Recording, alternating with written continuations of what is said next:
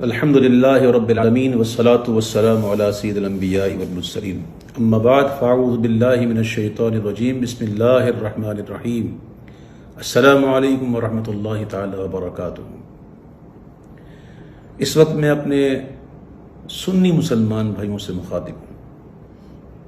اب بارہا میں کہہ چکا ہوں کہ میں سوشل میڈیا کو پسند نہیں کرتا، نہ میں اس میں شامل ہوں کہیں، کیونکہ سوشل میڈیا پر جو خبریں چلتی ہیں نا وہ بڑی مسالے دار ہوتی ہیں، وہ پتہ نہیں کتنے جھوٹ اور سچ مکس ہو کے وہ جب جاتی ہے تو کئیوں کے لیے پریشانیوں کا باعث بن جاتی ہے۔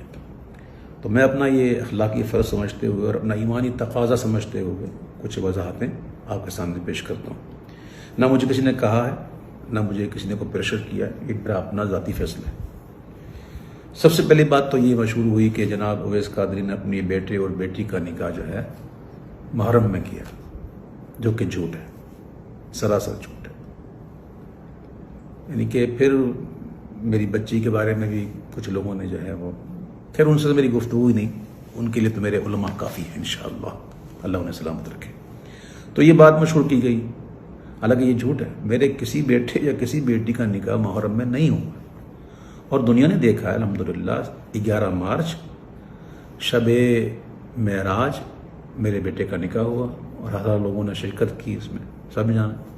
اس طرح میری بیٹی کا نکاح ذوالحجہ کے مہینے میں ہوا ہے، 8 اگست کو، ذوالحجہ کا مہینہ تھا، اور اس کی تو ابھی تاحال رخصتی بھی نہیں ہوئی بھائی، اس کو بھی وقت ہے، دیر ہے اس کو۔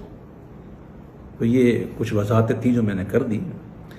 البتہ یہ تھا کہ میرے بیٹے کا جو ولیمہ تھا نا، وہ تاریخ تھی 2 اگست۔ یہ میں آپ کے سامنے کارڈ پیش کر رہا ہوں، یہ تاریخ، یہ کارڈ دیکھ سکتے ہیں، اس میں لکھا ہوا ہے 2 اگست۔ لیکن 2 اگست کو کیا ہوا تھا؟ لاک ڈاؤن پورے کراچی میں، سب کچھ بند، کاروبار بند، مزارات بند، اسکول کالج سب بند، ہال بند، یہ سب کچھ ڈھکی چھپی بات نہیں، سب بند ہو گئے تھے۔ تو یہ ہمیں کینسل کرنی پڑی۔ تو یہ ہے کارڈ کی سر ورق، جس پر ہم نے یہ یوں اسٹیکر لگایا تھا، یہ یوں، ٹھیک ہے۔ اس کے اندر پھر کارڈ ہے، اور میں کارڈ بھی آپ کو دکھائی دوں تاکہ ان لوگوں کی زبانیں بند ہوں جو معاذ اللہ مجھے کہتے ہیں میں نے، معاذ اللہ سما معاذ اللہ، مجھے کہہ رہے کہ میں نے جان بوجھ کر جو ہے وہ اس مہینے میں رکھی ہے۔ استغفر اللہ ربی من کل ذنب واتوب الیہ۔ یہ دیکھیں، یہ کارڈ نیا چھپا ہے۔ ہر کارڈ جس کو میں نے کارڈ کیا، اس کارڈ کے پیچھے ایک کارڈ ہے، یہ دیکھیں، یہ پرانے کارڈ ہے۔ اس میں دیکھیں کیا تھا، سنڈے 2 اگست، یہ نظر آ رہا تھا۔ پر اب یہ تو ہو گئی بات، یہ تاریخ تو میں نے پہلے کی رکھی تھی۔ اب یہ جناب 13 اگست کو کیسے ہوئی؟ تو بات اصل یہ بھائیوں، کچھ ایسے حقائق ہوتے ہیں جو لوگوں کو نہیں پتا ہوتا، جو قریبی ہوتے ہیں نا ان کو پتا ہوتا ہے۔ کچھ مجبوریاں ہوتی ہیں۔ اب لوگ کہیں گے کیا مجبوریاں ہوتی ہیں؟ تو میرے بھائیوں میں اس موقع پہ یہ دعا کروں گا کہ اللہ تعالیٰ آپ کو ایسی مجبوریوں سے بچائے۔ کسی کے ساتھ بھی ہو سکتا ہے، کسی کے ساتھ بھی ہو سکتا ہے۔ میں الحمدللہ جانتا ہوں کہ وہ کام جو اگرچہ جائز ہو لیکن فتنے کا باعث بنے تو اس سے بچنا ہی احوط ہے، میں جانتا ہوں۔ اور میں یہ بھی جانتا ہوں کہ یہ مہینہ کون سا ہے، اس مہینے میں کیا ہونا چاہیے۔ یہ جو کچھ میں نے کیا ہے، یہ کوئی مستحسن سمجھ کے نہیں کیا ہے، یہ ایک اضطراری کیفیت تھی، اضطراری حالت تھی، اختیاری حالت نہ تھی۔ لاک ڈاؤن ہوا، لاک ڈاؤن کے بعد بھی، عاشورے کے بعد بھی کوئی یقینی صورتحال تو تھی نہیں اس کی۔ اور ہال کا پتہ آپ کو کیا معاملہ ہوتا ہے کہ وہ ہال جو ہے وہ تاریخوں پر چلتے ہیں، تاریخیں ہیں ہی نہیں تو کیا کرے بندہ۔ تو وہ پھر مہمان آئے ہوئے ہوتے ہیں، کئی باہر ممالک سے آئے ہوتے ہیں، جن کے جانے کا مسئلہ ہوتا ہے، جن کی ٹکٹوں کا مسئلہ ہوتا ہے۔ اور آج کل جانتے ہیں آپ یہ جو ٹریول کا معاملہ کیسا الجھا ہوا ہے، سیٹیں کہاں ملتی ہیں، کس طرح ملتی ہیں، بڑے معاملات ہوتے ہیں۔ تو یہ ایک ایسی کیفیت میں یہ کی گئی ہے۔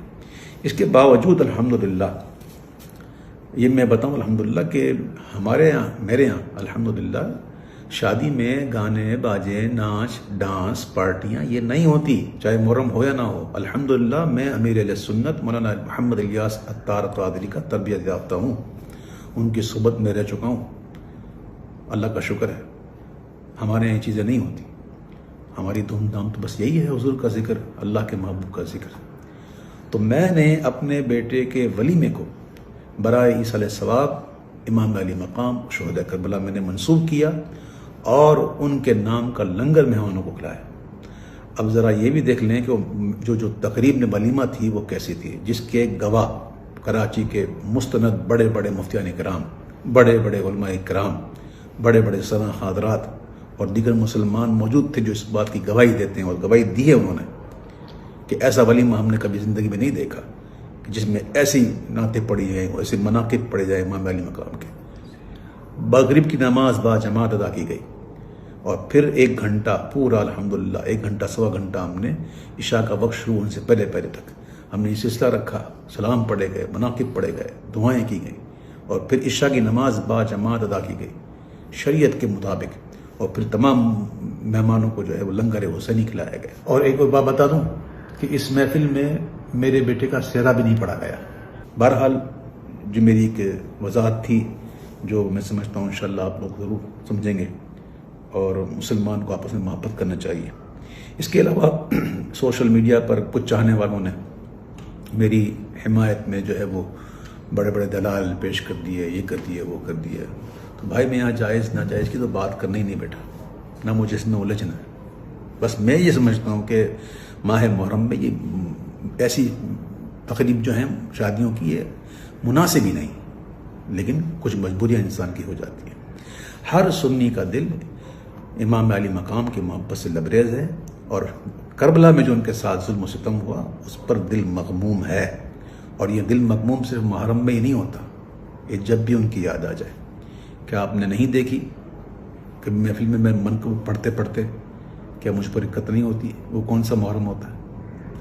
تو بہرحال الحمدللہ اللہ کا شکر ہے کہ ہمارے دل میں ان کی محبت ہے۔ سیدی اعلیٰ حضرت کہتے ہیں کہ جس کے دل میں غم نہ ہونا ان کا، تو اس کو یہ غم ہونا چاہیے کہ غم ہے کیوں نہیں۔ تو اللہ کا شکر ہے کہ ہم اس ماحول میں پلے بڑے ہیں جہاں الحمدللہ اہل بیت کی محبت لائی جاتی ہے۔ تو میں عرض کر رہا تھا کہ میرے کئی سنی بھائیوں نے جو ہے ماشاءاللہ محبت میں آ کر بڑی معاملات کیے، تو میں ان سے ہاتھ جوڑ کر عرض کرتا ہوں کہ برائے مدینہ کسی قسم کی اس قسم کی کوئی تقریر یا کوئی آپ نہ کریں، آپ کی بڑی مہربانی۔ میں سادات کا ایک ادنا غلام ہوں، میں ان کے در کا ادنا فقیر ہوں، میری اپنی کوئی عزت نہیں، میں ایک ذلیل انسان ہوں۔ میری جتنی عزتیں ہیں سب ان کے نالین کے صدقے میں، حضور کے نالین کے صدقے میں۔ تو سادات کرام یقیناً اس قسم کی جو بناوٹی خبریں سن کر ان کے دل پر تو ناگوار گزرا ہوگا، اور انہوں نے جذبات میں آ کر باتیں بھی کی ہوں گی، ان کا قصور بھی نہیں ہے اس میں۔ اب میں نے حقیقت واضح کر دی، اور امید ہے انشاءاللہ یہ سادات جن گھرانے کے وارث ہیں نا، جن گھرانے کے یہ منسوب ہیں، ان کی تو گھرانے کی شان ہی درگزر کرنا ہے، تو یہ اپنے اس فقیر کو انشاءاللہ ضرور درگزر کریں گے۔ میری وجہ سے آپ کی دل آزاری ہوئی یا کسی کی بھی آزاری ہوئی تو میں ہاتھ جوڑ کے آپ سے معافی چاہتا ہوں، مجھے معاف کیجیے گا۔ میرا حال اور میرا مستقبل جو ہے، میرا جو ماضی ہے وہ آپ جانتے ہیں کہ میں کس ماحول کا پلا بڑا ہوں، الحمدللہ رب العالمین۔ تو یہ کچھ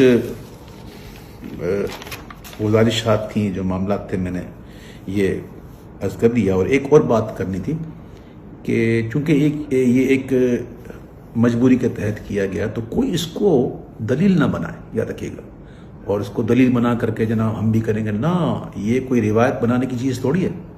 اللہ نہ کرے آپ کے ساتھ کوئی ایسا مسئلہ ہو، کوئی مجبوری ہو بھائی، یہ تو میں نے کہتا ہوں یہ بالکل مناسب ہی نہیں ہے ان دنوں میں، تو آپ کبھی بھی اس کی پیروی مت کیجیے گا۔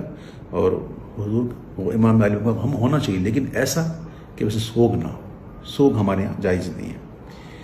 میں پھر ایک بار پھر اپنے تمام ان لوگوں سے کہ جو